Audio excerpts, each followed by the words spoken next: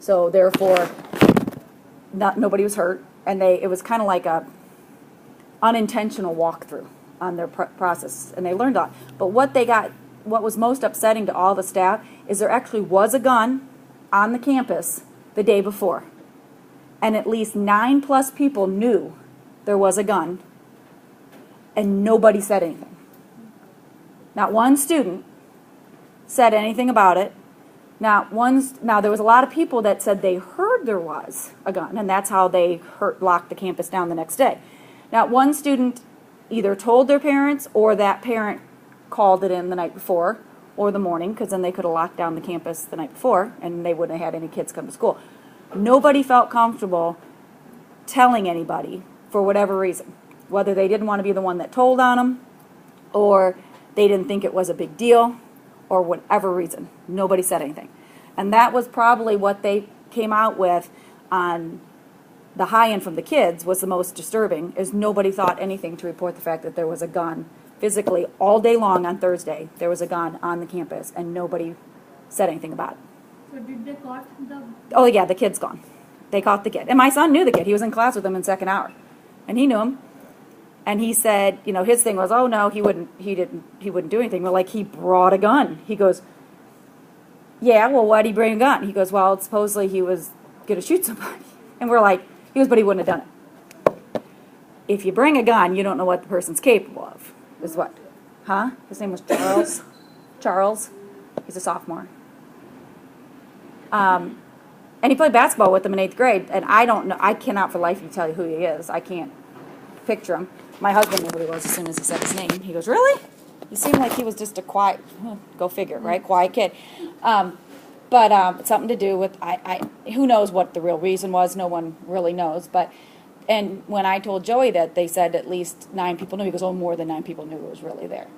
And so one of the things I actually told her, I said, well, maybe schools need an anonymous line, just like SEC does. And she just kind of looked at me, and I said, every company has to have an anonymous tip line. Maybe a kid or a parent would call anonymously, because think about it, if you're a kid, and even if you walk by the office and say, I heard there's a gun, someone's going to find out you were the one that walked by the office, Glenda, and said, I heard there's a gun. And then you're the kid. And if this kid really was going to shoot somebody, and he found out you're the one, now you're scared he's going to come after you. So you're not going to say anything, if that's the case. I have no idea why those kids didn't say anything.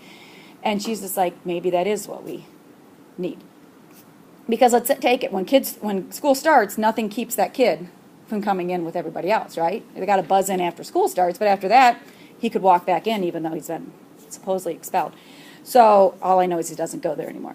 So all these things, whether it's fraud or whatever else, there needs to be a way for people to get things reported, whether it's fraud that way or gun on campus. It just made me think of it when I was talking to her, and I said, this is what companies have. Maybe this is something that needs to be spread out through other areas. So we're going to take the fraud now, going back to fraud. I just thought that was an interesting when I was talking to her. I'm like, maybe companies need this. Maybe schools need this. Because obviously 9 people knowing there was a gun kind of freaked me out a little bit. I'm like, my son's response, he wasn't going to shoot anybody. We're like, he brought a gun. There's a reason he brought a gun. So what, when we were talking about the rationalization, what do people use as rationalization outside, and what do they use as incentive? How do we knock down the incentive? Well, they want the cash. How do you keep them from, what did you say? Keep it at hand. Keep it out of their hand. And then how do they knock down, what did we say was one of the things that the SEC did? They raised the fines and prison terms. So yes, you can steal $100,000, but now the fine's $1 million and stiffer fine, and then jail time.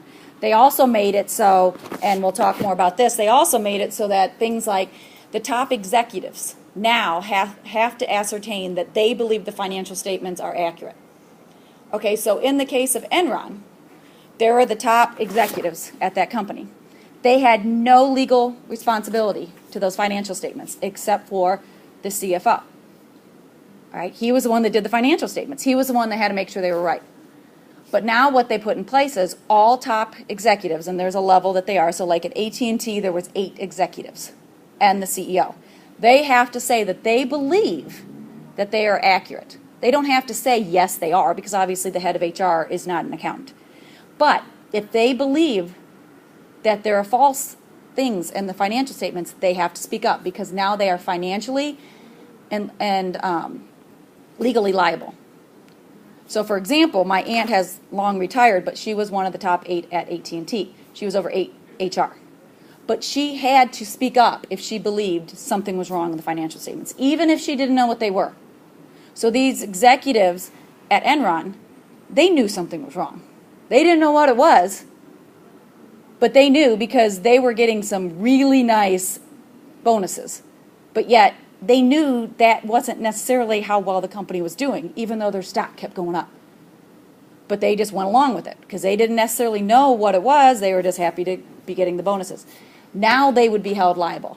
Then they weren't. So they got off okay because they didn't know. The ones that were involved in it, they were held liable. But the ones that they didn't necessarily know, they weren't. Now they have to know. So those top 8 cannot say, I didn't know what was going on. They have to know what's going on. So like my aunt would say, she had to kind of peruse the financial statements and make sure to her they looked like they were okay, even if she didn't necessarily know what they meant. So those were some more of the changes. Okay, so we are going to continue on with chapter 5. Let me pull up the PowerPoint as the hallway gets loud.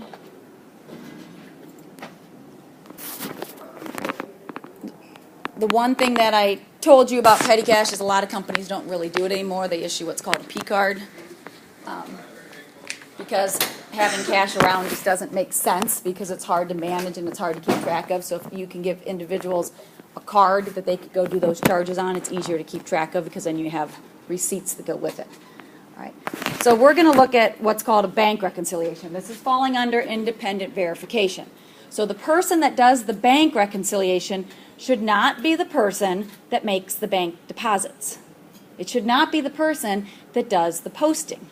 Now, in a small company, sometimes you have to watch what gets done, but the person that does the accounts the accounts receivable, that does all the posting, should not be the individual that does this. So if you're down to like 2 people, then you should have the one that does the posting and somebody else who does the independent verification for the bank documents. That way you know that they can't be doing the posting and reconciling it to the bank. Right? Now this is something that for whatever reason is not something that always clicks with everybody. And it's because you guys don't do bank reconciliations anymore. Most of you, with your bank accounts, the way that you handle your bank accounts is by looking on your phone. Right? So long gone are the days where you get your printed statements in the mail and you have to look at it to kind of figure out how much money you have, and you figure it out that way. But companies still have to do a bank rec. They still have to go through, because how do you know who's right? Is the bank right or are you right? At the end of the month, who has the right cash balance? If I show you this, I think.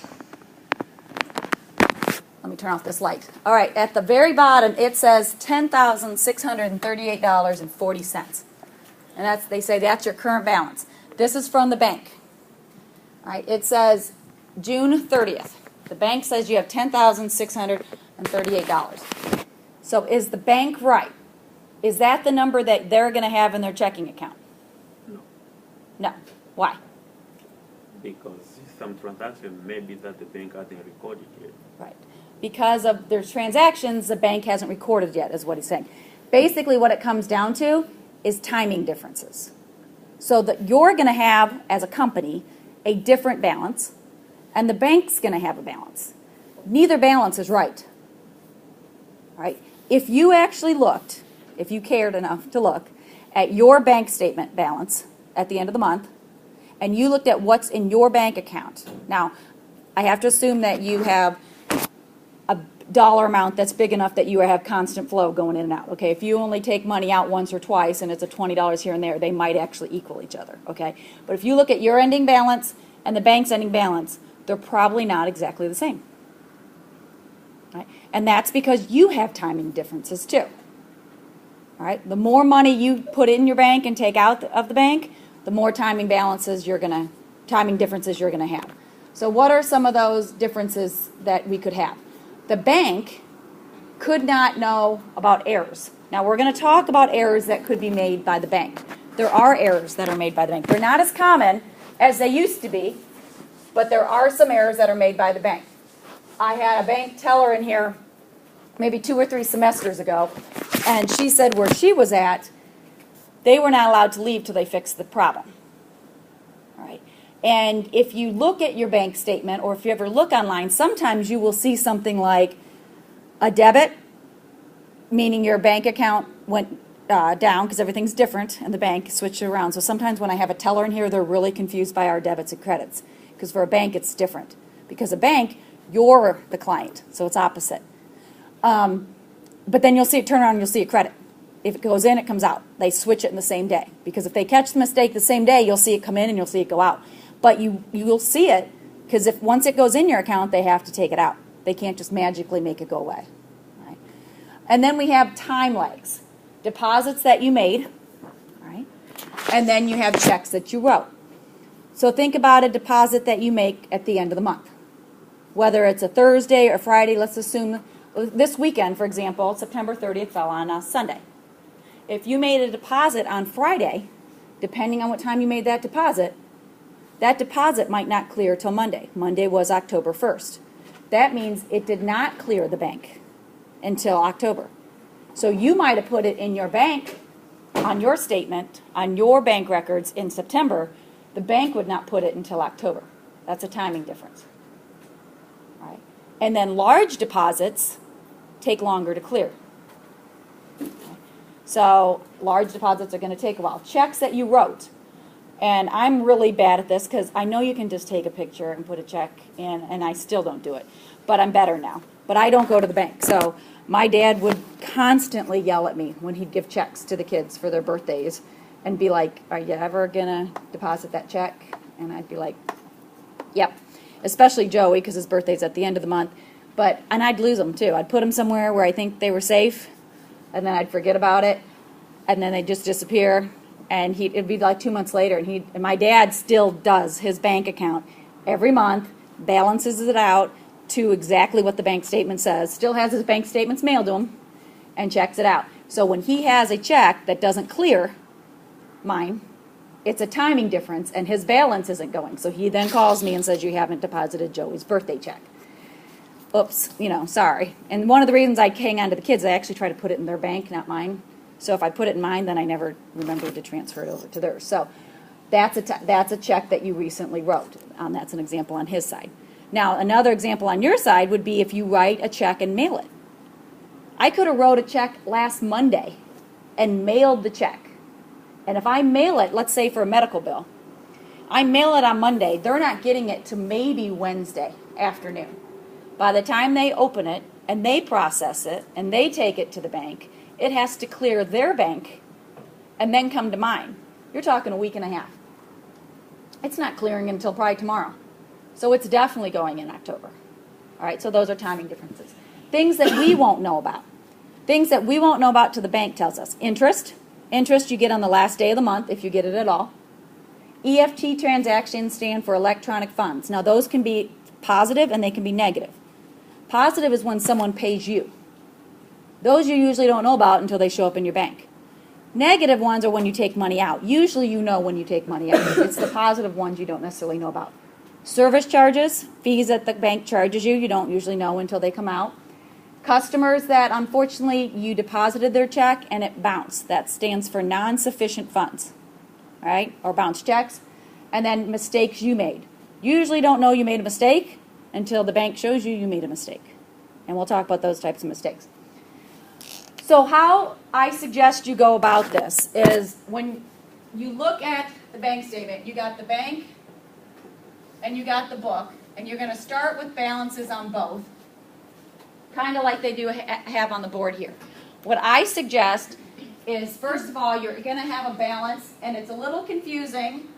Sometimes the balance that I get for each of them, for example, the balance here, if you look, I can see it better on here, but the balance here, you see the beginning balance is $7,762 for cash, and over here, it's $7,762. That's not the number you want.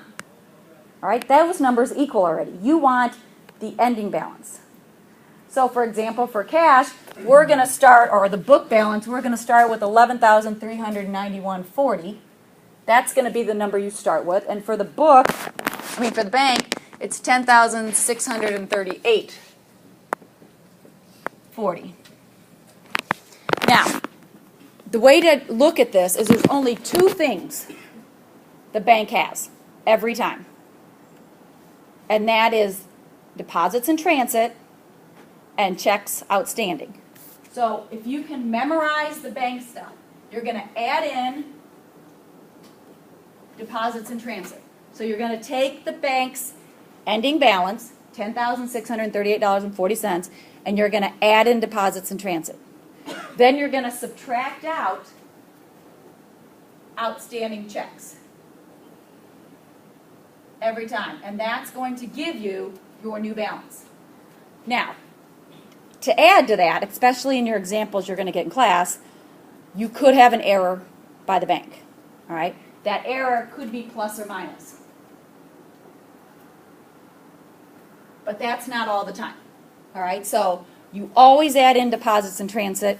You always subtract out outstanding checks. If you can remember those two things, everything else goes on the book. All right? So if you can remember those two things go to the bank, everything else goes to the book. And just when I used to tell people the bank always corrects their mistake if they have an error, last spring I actually had an error that the bank made and they didn't fix it. So you still got to be careful. I was actually just at the end of the month was going through and just checking my balances, and one of my balances was off in an account that we don't use very often. It's just the car comes out of the credit union and a couple savings things.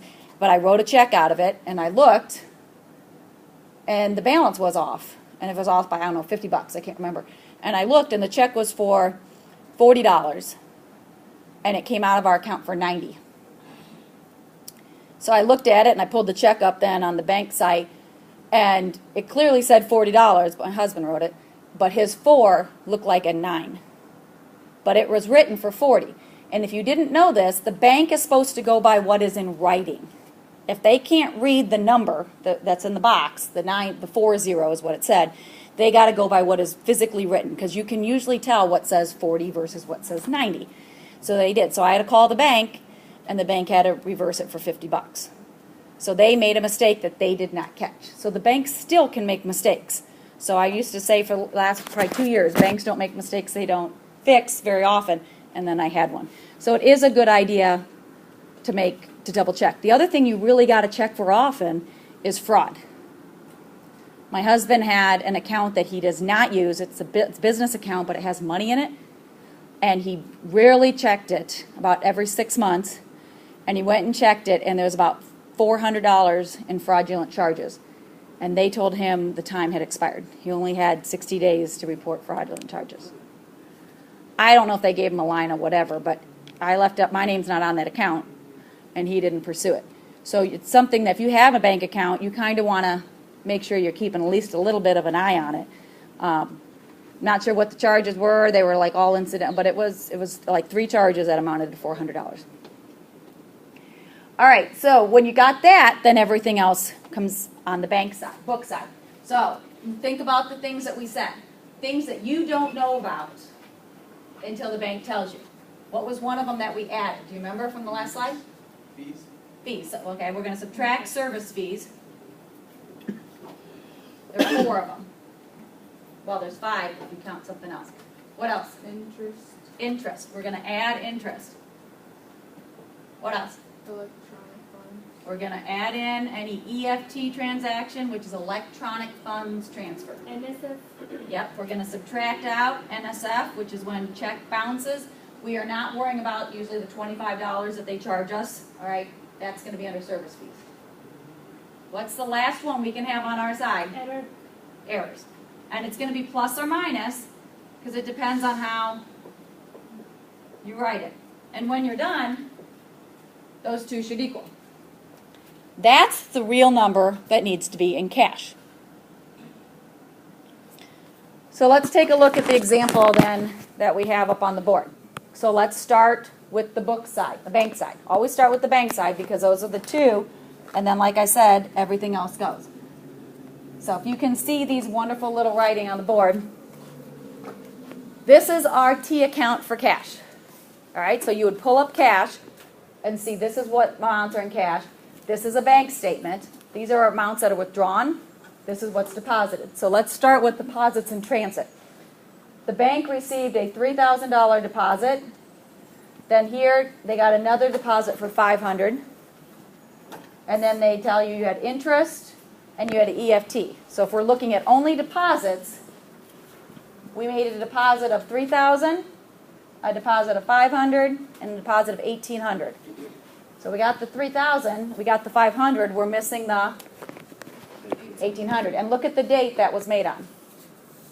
June 30th. All right, so we're going to add in $1,800. That's our deposit in transit. And when you look at the date, it makes sense. All right, now we have 6 checks that were written. Right, so we got 6 checks. If we come over here and you look, well, we got 6 different withdrawals, but we got to look and see what they are. Well, we got check 100, 101, 102, and 104. So we're missing check 103 and 105. Well, 105 was written on the 30th. 103 was written on the 24th, but it just hasn't cleared. So you need to subtract out 145 and subtract out 815. Right. And then in this case, there were no errors by the bank. So those were our changes. And if I remember right, it's 11,000 and like 40. 478. What is it? 478.40. That? 11,478? Okay. I didn't think it was that high. All right, 11,478. So if you were doing this in a homework problem or in a class problem, you can cross them out. Because once you use them, you're not going to use them again. All right, so now we're going to go over. Now we got those down. We're going to go over to the book side. Well, that means this stuff's been done. So let's go over here. And we know on the deposits, we use $3,500, but we have this $20, which is interest. So we're going to add $20. That's a horrible marker. And then the next one down is $100, and it says EFT transaction. So we're going to add in $100. So those were the other 2 deposits. So now everything in this column is taken care of, and everything in the deposit column. So both deposit sides of both the cash and the bank statement have been taken care of. If we come over to withdrawals, we have those 3 checks. Now we have down here, the $18 says NSF. So that is our non-sufficient fund. So we're going to subtract out 18. And then under the last one, it's $6 for service fees. Now, am I done? No. What did I not check for? I didn't check for errors. So when you're looking at checks, not only do you need to make sure you had 6 and 6 cleared, you got to look at the amounts the 6 were written for. So we had 500, 55, 100, and then that hadn't cleared yet, 145. And then check 104 was written for $56. We said it cleared for 65. Who's right? Okay. The bank is almost always right. The example I gave you is a rarity, all right? So if it clears, first thing you're going to do is go check, all right? But normally the bank is right. What usually happens in an example like this, what happens is you transpose the number. You wrote a check for $65, then you went and posted it to your account for $56. So think of it this way. When you write a check, you're paying off accounts payable. In accounts payable, you have an amount due. Obviously, it was $65. But instead of writing 65, you put 56. Because that's what you put over here on your cash side. So now if you go over to accounts payable, it shows that we still owe $9. Do we still owe $9? No. The check actually went through the bank and to the person we wrote it to for $65. So what do we need to do? We subtracted 56, but the check was actually written for 65. So we need to subtract another $9. One way that you can tell if you're made a mistake is if you accidentally added $9, you'd be off by 18. The first thing you want to check when you have these two balances is if you're off, subtract the differences. If you're off by exactly double the error, then you either put it on the wrong side, which happens a lot. You guys like to put it over here. I will tell you that the majority of the time the error is going to go on this side. I won't tell you that your problem won't give you a bank error, but I'm going to tell you the majority of the time the error is going to go on the book side. All right. And then if you're off by 18, if you're off by 400, look and see what your error was. If your error is $200, then you went the wrong way. It's exactly double the amount. So if you subtract it instead of add it, you're going to take $400 off. So this is what it looks like written neatly. So that's where all of our... Now, we're not done. Why are we not done? Because what I've done so far, if I'm the accountant, is I've done this on a piece of paper. Just like you guys. I've prepared this on a piece of paper. Everybody balances, so we're happy.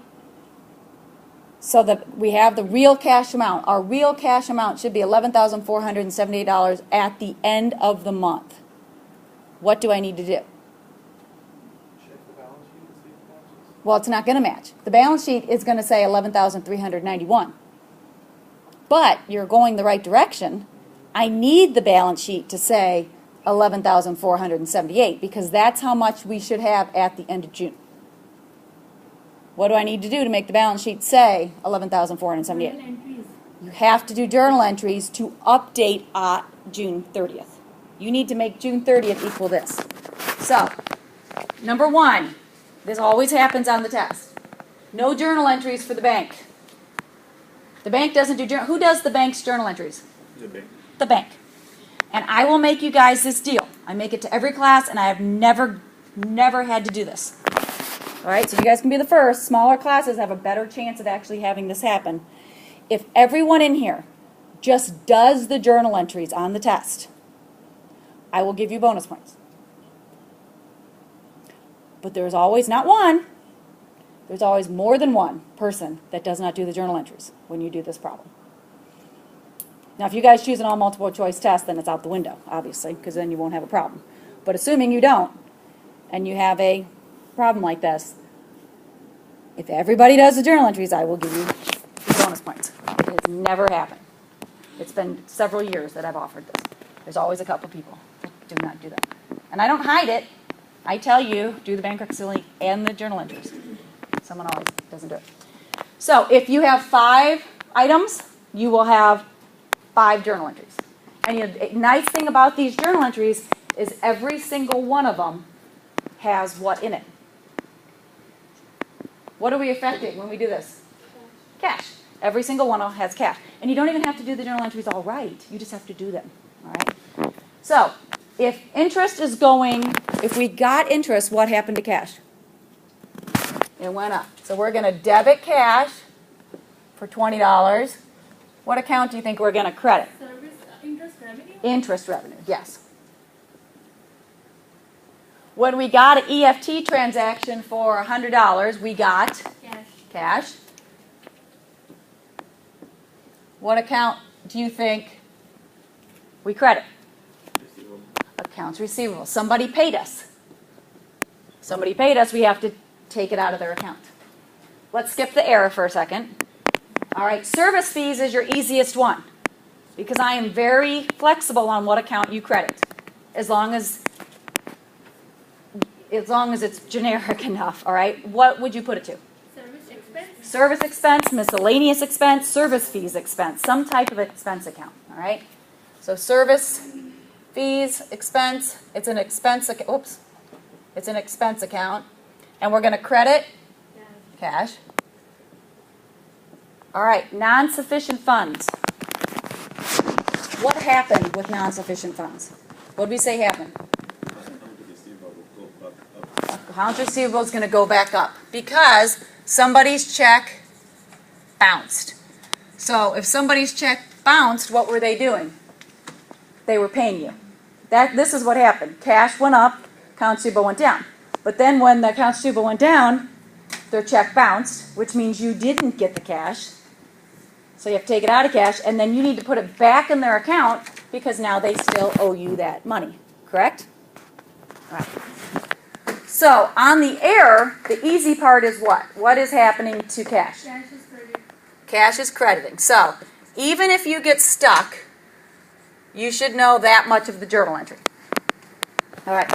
What account are we going to affect in this case? I gave you a hint. Accounts payable. You wrote a check. If it's going down, it's almost always going to probably be accounts payable. All right? Because usually what's happening when you have an error on your side is you were writing a check. Usually. Because you wrote the check for the wrong amount is usually the error. Not always, but that's the most common error on the bank side, on your book side. There can be other ones, but that's the most common error. You wrote a check. You wrote it for $56. You were paying an account. You transposed numbers. You could transpose numbers on anything else, but usually that's what it is. Because service fees aren't something, NSF check you're not doing it to the end of the month. All these other things, you could transpose accounts receivable, but that wouldn't be something the bank would know about. All right? So usually this is going to be accounts payable. If you paid too much, if it should have been 56 and you wrote 65, then you would be flipping this around. You'd have to take money out of accounts payable because you would have taken money out of accounts payable. Like if it's plus 9. Right. So how would we do the... Same thing. That's what I just said. You would do this. You would say cash, accounts payable. You'd take it out of accounts payable if you paid too much. But that wasn't the case here. We got to take that money out. So you have to do those 5. You have to have a journal entry for every adjustment to the book. If you have 4 adjustments, you have 4 journal entries. If you have 5, you have 5. What you should not have, there is no account that's called error. If you put error, you miss it. There is no account that is called NSF. Right? So if you put those, you're wrong. You can't do it in your homework and you can't do it on the test. So you automatically miss it. So the next slide just kind of shows the 5 journal entries. You don't have to have the comment underneath them like they have, but you do need to make sure you understand what accounts need to be debited or credited. It's not done until you do that. You could do this bank rec every month, but if you never do the journal entries, your cash balance is going to be off. And every month it's going to be off more and more because you never adjusted it. So then when you're done, your cash balance is correct. And that's just showing you your bank reconciliation numbers. All right, let's look at a problem or 2 or 3. All right, so the last part of the chapter just talks, there's actually just 2 slides, and then we're going to talk about an annual report. It just talks about the reporting of cash. The last slide just talks about the balance sheet and how important it is that they're able to see the current assets or the current amount of cash. They want to know what that cash amount is. It's very important to investors to know what cash is. Someday when you get in the part where you're able to invest or buy a house, it's all about how liquid your cash is and what you can get to. And the things that a company can get to are, besides cash, short-term investments. Restricted cash is maybe cash you can still get to, but it's tied up for right now. All right, 6 months. Accounts receivable, inventory, prepaids, those are all short-term things that you can get a hold of. Investors want to know that because if you can get to it now, you can then invest in it.